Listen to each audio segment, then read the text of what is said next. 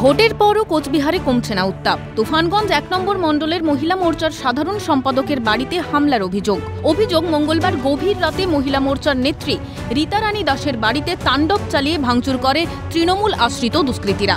কোচবিহারের তুফানগঞ্জের নয়নেশ্বরী এলাকার ঘটনা। কেউ আর দরজা জানলা কেউ খুলতে পারতেছে না, এত ভয়ানক শব্দ হইতেছে টিনের বাইরে। আমরাও বেরোর শ্বাস পাইতেছি না যে বের হলে বা কি হয়। বিজেপি করার অপরাধে এই হামলা অভিযোগ বিজেপি নেত্রীর। বিরোধীদের দিকে আঙুল তুলেছে শাসক দল, অপরদিকে পাল্টা জবাব দেয় বিজেপিও। এটা আমি বিজেপি করি, বিজেপি করার অপরাধী। এটা চলছে কিছুদিন থেকে এরকম। আমার বাড়ি কিছুদিন আগে বোম বাস্টিং হলো, সেটা নিয়ে এটা তৃণমূল দুষ্কৃতীরাই করছে।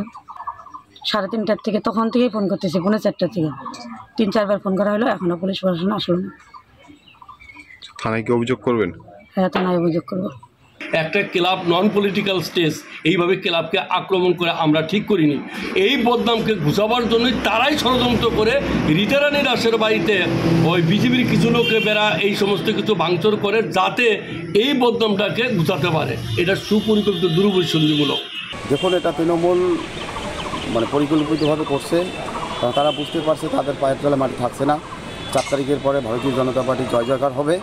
এরা প্রতিটা এলাকায় তৃণমূল তাণ্ডব চালাচ্ছে এবং পরিকল্পিতভাবে তার সহযোগিতা করছে। তুফানগঞ্জের যে ওসি আছে প্রত্যক্ষভাবে সহযোগিতা করছে।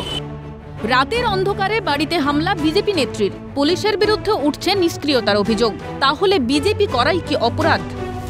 কোচবিহার থেকে শশীকেশ রায়ের রিপোর্ট, ক্যালকাটা নিউজ।